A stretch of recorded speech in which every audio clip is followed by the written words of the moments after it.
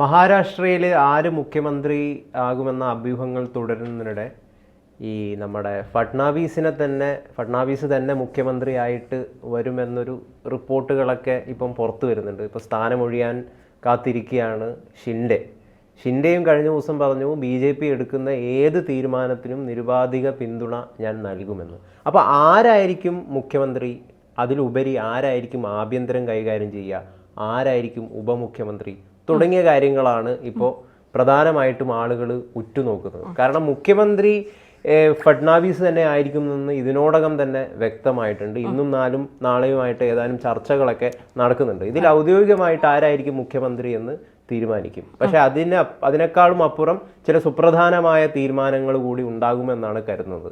ഈ ഉദ്ധവിൻ്റെ കാര്യത്തിലൊക്കെ ഉദ്ധവൊക്കെ ചിലപ്പം BJPയിലേക്കൊക്കെ വരാൻ സാധ്യതയുണ്ട് വരും ദിവസങ്ങളിൽ എന്നൊക്കെയുള്ള വർത്തമാനങ്ങളും പലയിടങ്ങളിൽ നിന്നും നടക്കുന്നുണ്ട്. കാരണം ഉദ്ധവിനെ ഇങ്ങോട്ട് കൂട്ടുകയാണെങ്കിൽ കുറച്ചും കൂടി ശക്തി BJPക്ക് പ്രാപിക്കാൻ വേണ്ടി സാധിക്കും. ഇതിനോടകം തന്നെ വലിയൊരു ശക്തിയാണ് അവർ.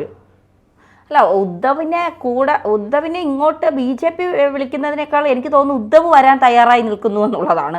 കാരണം ഇന്ത്യ മുന്നണിക്കൊപ്പം പോയി അവിടെ ഇപ്പോൾ ജയിച്ച് കയറാമെന്നൊക്കെ വിചാരിച്ചിരുന്നിട്ട് ഒന്നും നടക്കാത്തൊരവസ്ഥ വന്നു. ഇപ്പോൾ മഹായുതി സഖ്യം 288-ൽ 230 സീറ്റാണ് മഹാരാഷ്ട്രയിൽ നേടിയത്, അധികാരം ഉറപ്പിച്ചത്. ഇതിൽ 132 സീറ്റ് BJPക്കാണ്, ശിവസേനയ്ക്ക് 57 സീറ്റും NCPക്ക് 41 സീറ്റുമാണ്. അപ്പോൾ BJP എത്രത്തോളം മഹാരാഷ്ട്രയിൽ വളർന്ന് പന്തലിച്ച് നിൽക്കുന്നു എന്നുള്ളതാണ് നമുക്ക് മനസ്സിലാക്കാൻ കഴിയുന്നത്. ഇതിലൊരു ട്വിസ്റ്റ് സംഭവിക്കാൻ പോകുന്നത് BJPയുടെ ഈ വലിയ വിജയം, അതായത് 132 സീറ്റ് എന്ന് പറയുന്നത് ഒറ്റയ്ക്ക് BJP നേടിയ സീറ്റാണ്. കഴിഞ്ഞ ദിവസം ചില നേതാക്കൾ, BJPയിലെ തന്നെ നേതാക്കൾ പറഞ്ഞത് ഒരു അൺഡിവൈഡഡ് ശിവസേനയായിരുന്നു നമ്മുടെ കൂടെ ഉണ്ടായിരുന്നെങ്കിൽ ഇതിലും വലിയൊരു വിജയമായിരിക്കും.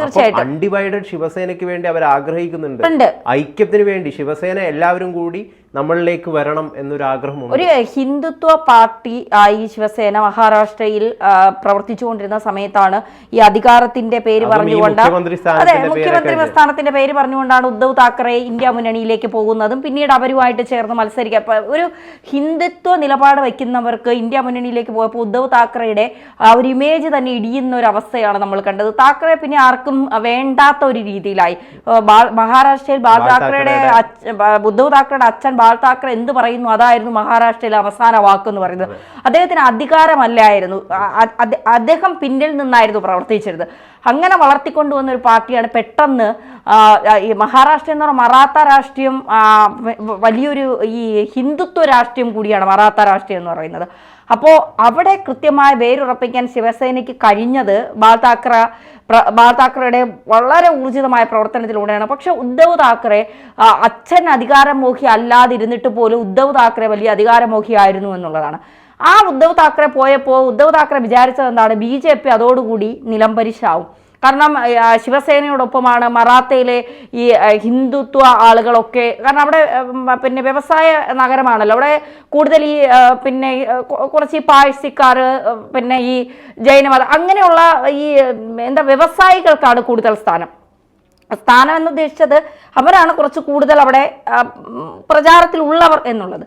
അപ്പോൾ അങ്ങനെ വിചാരിച്ചിട്ടാണ് അപ്പോൾ താൻ പോകുമ്പോൾ തൻ്റെ കൂടെ ഇവരും അങ്ങ് വരുമെന്ന് വിചാരിച്ചു. പക്ഷേ BJP കൃത്യമായ തന്ത്രങ്ങൾ പ്രയോഗിച്ച് ഷിൻഡെ വിഭാഗമാണ് യഥാർത്ഥ ശിവസേന എന്ന് ഉറപ്പിച്ച് അവിടെ നിന്ന് കൃത്യമായ പ്രവർത്തനങ്ങൾ നടത്തി മഹാരാഷ്ട്രയിൽ നമ്മൾ ആരും വിചാരിക്കാത്ത രീതിയിൽ താമര അങ്ങ് വളർന്ന് പന്തലിക്കുന്ന, അതായത് എത്ര പിടിതാലും വേരവിടെ ഉറച്ചു നിൽക്കുന്ന തരത്തിലേക്ക് BJP ആഴത്തിൽ മഹാരാഷ്ട്രയിൽ വളർന്നു കഴിഞ്ഞു എന്നുള്ളതാണ്. മഹാരാഷ്ട്രയെ സംബന്ധിച്ചിടത്തോളം വ്യവസായ നഗരം കൂടിയായ മഹാരാഷ്ട്രയുടെ അധികാരം ആരുടെ കയ്യിലാണോ അവരാണ് പിന്നീട് ഇന്ത്യ ഭരിക്കുന്നതെന്നാണ് പണ്ട് മുതലേ പറഞ്ഞു വരുന്ന ഒരു രീതി. അപ്പോൾ ഒരു മൂന്നാം മോദി സർക്കാരിന് അല്ലെങ്കിൽ ഒരു മൂന്നാം BJP സർക്കാർ ഇന്ത്യ ഭരിക്കുമെന്നുള്ളതിന്റെ ആദ്യത്തെ ചുവടുവയ്പ്പാണ് മഹാരാഷ്ട്രയിൽ നമ്മൾ കണ്ടത്. ലോക്സഭാ തെരഞ്ഞെടുപ്പിൽ നേരിട്ട കനത്ത ഒരു വെല്ലുവിളി ഒരു BJP ശരിക്കും പറഞ്ഞു കഴിഞ്ഞാൽ മഹാരാഷ്ട്രയിലൂടെ തിരിച്ചു പിടിച്ചു എന്നുള്ളതാണ് യഥാർത്ഥത്തിലുള്ളൊരു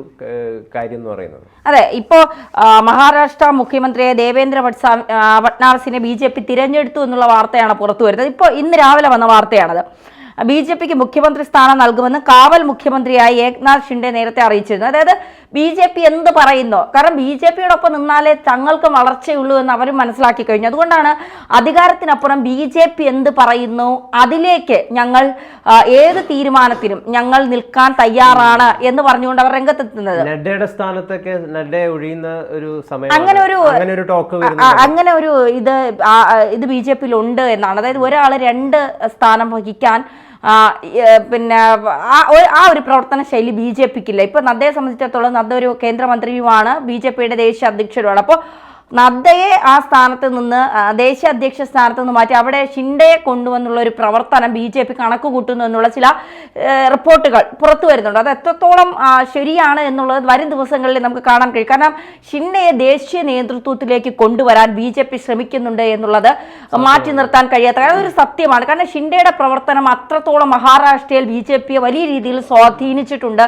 എന്നുള്ളത് കൊണ്ട് തന്നെയാണ് പിന്നെ ദേശീയ നേതൃത്വത്തിലേക്ക് ഷിൻഡയെ കൊണ്ടുവന്നുകൊണ്ടുള്ള ഒരു അവിടെ കൂടുതൽ പ്രവർത്തന മികവിൽ ഷിൻഡയ്ക്ക് പ്രവർത്തിക്കാൻ കഴിയും. കാരണം നദ്ദയുടെ പ്രവർത്തന മികവാണ് പല സംസ്ഥാനത്തും BJPക്ക് വേരുറപ്പിക്കുക. BJPക്ക് ഒരിക്കലും വേരുറപ്പിക്കാൻ ഇപ്പോൾ രാജസ്ഥാനിലൊക്കെ BJPയാണ് ഭരിക്കുന്നത്. അവിടെ കോൺഗ്രസിന്റെ ഉരുക്ക് കോട്ടയായിരുന്നു രാജസ്ഥാൻ. അവിടെ വരെ BJPക്ക് തങ്ങളുടെ ശക്തി ഉപയോഗിക്കാൻ കഴിഞ്ഞു, തങ്ങളുടെ സ്വാധീനം ഉപയോഗിക്കാൻ കഴിഞ്ഞു, ജനങ്ങളെ തങ്ങളോടൊപ്പം അടുപ്പിക്കാൻ കഴിഞ്ഞുവെങ്കിൽ തീർച്ചയായിട്ടും അവിടെ JP നദ്ദ എന്ന് പറയുന്ന സംസ്ഥാന അധ്യക്ഷന്റെ വലിയ റോൾ ഉണ്ട് എന്നുള്ളതാണ്. തന്ത്രങ്ങൾ മെനയാൻ അമിത്ഷായും JP നദ്ദയും ഒരുമിച്ചിറങ്ങിയാൽ അവിടെ പരാജയം BJPക്ക് ഇല്ല എന്നുള്ളതാണ്. ആ തന്ത്രം കേരളത്തിലെ BJPക്കാർക്ക് അറിയില്ല എന്നുള്ളതാണ് ഇവിടുത്തെ BJPയുടെ പരാജയവും ദേശീയ തലത്തിൽ BJP ശ്രദ്ധിക്കപ്പെടുന്നതും വിജയിക്കുന്നതും അതുകൊണ്ടാണ്.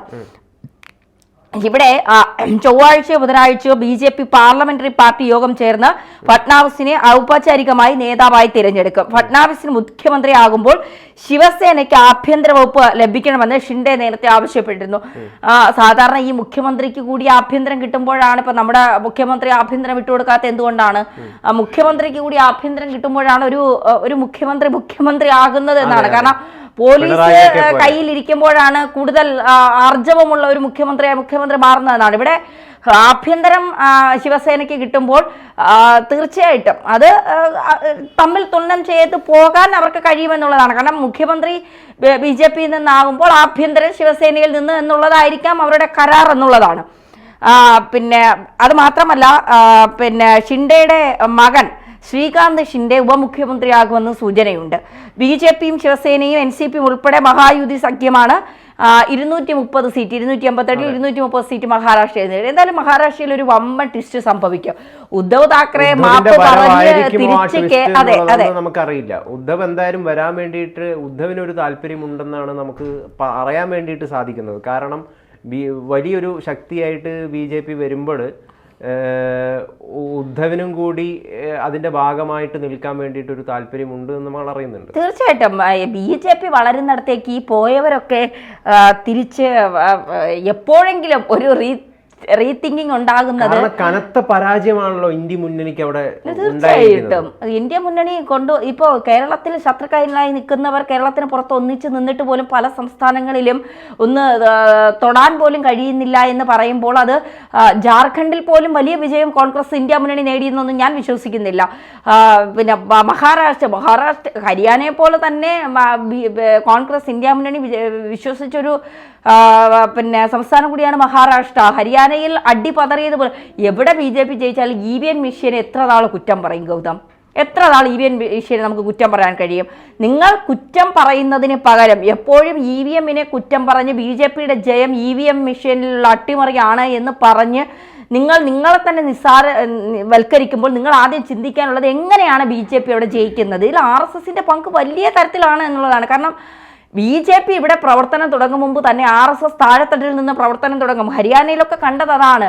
അവർ വീടുകൾ കയറി ഇറങ്ങി കുടുംബയോഗങ്ങൾ വിളിച്ച് അവർ നിശബ്ദമായി സൈലന്റായി നിന്നുകൊണ്ടുള്ള പ്രവർത്തനമാണ് RSS കാഴ്ചവെക്കുന്നത്. പല സ്ഥലങ്ങളിലും BJPക്ക് വലിയ വിജയം നേടിക്കൊടുക്കുന്നത് അവരാണ്. അത് പലപ്പോഴും നമ്മൾ മനസ്സിലാക്കാതെ പോകുന്നു എന്നുള്ളതാണ് ഒരു യാഥാർത്ഥ്യം. മഹാരാഷ്ട്രയെ സംബന്ധിച്ചും അത്തരം വലിയ ഇപ്പോൾ മഹാരാഷ്ട്രയിലെ തിരഞ്ഞെടുപ്പ് ഫലം വരുന്നതിൻ്റെ അന്നാണ് കേരളത്തിൽ പാലക്കാടും വയനാടും ചേലക്കരയിലും തിരഞ്ഞെടുപ്പ് ഒരൊറ്റ മാധ്യമങ്ങൾ, എനിക്ക് തോന്നുന്നു റിപ്പോർട്ടറിൽ അരുൺകുമാറിനോട് മഹാരാഷ്ട്രയിലെ വിജയത്തെക്കുറിച്ച് പറഞ്ഞപ്പോൾ അദ്ദേഹം BJP-യുടെ സീറ്റ് വർധനവിനെ കുറിച്ച് കൂടെ നിന്ന സുജയ പാർവതിയോ മറ്റ് ശ്രുതി പറ്റിക്കാട് പറഞ്ഞപ്പോൾ അദ്ദേഹം പറഞ്ഞു മഹാരാഷ്ട്രയൊക്കെ വിടൂ, മഹാരാഷ്ട്രയിൽ നിന്ന് നമുക്ക് അറിയേണ്ട കാര്യമില്ല, പാലക്കാട് എന്താണ് സംഭവിക്കാൻ പോകുന്നത്, പാലക്കാടിലേക്കാണ് ഞങ്ങളുടെ കണ്ണുകൾ എന്നാണ് അദ്ദേഹം. അതായത് മഹാരാഷ്ട്രയിലുള്ള BJP-യുടെ വിജയം ഇതൊന്നും മലയാളത്തിലെ മാപ്രകൾക്ക് താങ്ങാൻ കഴിയില്ല. അപ്പോൾ എവിടത്തെ തോൽവിയാണോ ആ തോൽവിയെ ഫോക്കസ് ചെയ്തുകൊണ്ട് BJP തകർക്കാനുള്ള ഒരു ശ്രമമാണ്. മഹാരാഷ്ട്രയെ സംബന്ധിച്ചിടത്തോളം അവിടെ ശിവസേനയും BJPയും തമ്മിലൊരു തർക്കം നടക്കുമെന്ന് കുറേ പേർ വിചാരിച്ചു. പക്ഷെ അത് നടന്നില്ല. BJPക്കൊപ്പം തന്നെ പിന്നെ ശിവസേനയെ നിൽക്കുമെന്ന് അവർ തന്നെ വ്യക്തമാക്കിയ സ്ഥിതിക്ക് ഇനി പ്രശ്നങ്ങൾക്ക് അല്ലെങ്കിൽ തർക്കങ്ങൾക്ക് വഴിയില്ല എന്ന് മനസ്സിലായപ്പോൾ പതുക്കെ ഉൾവലിഞ്ഞു പലരും എന്നുള്ളതാണ് യാഥാർത്ഥ്യം. എന്തായാലും ഒരു ട്വിസ്റ്റ് മഹാരാഷ്ട്രയിൽ സംഭവിക്കും, അത് ഉറപ്പാണ്. തങ്ങൾ ദുർബലരാണെന്ന് തിരിച്ചറിയുന്ന പ്രതിപക്ഷത്തിലെ ചില മുന്നണികളെങ്കിലും BJPയിലേക്ക് മഹായുതിയിലേക്ക് പോകാനുള്ള സാധ്യതകൾ വളരെ കൂടുതലാണ് വരും ദിവസങ്ങളിൽ.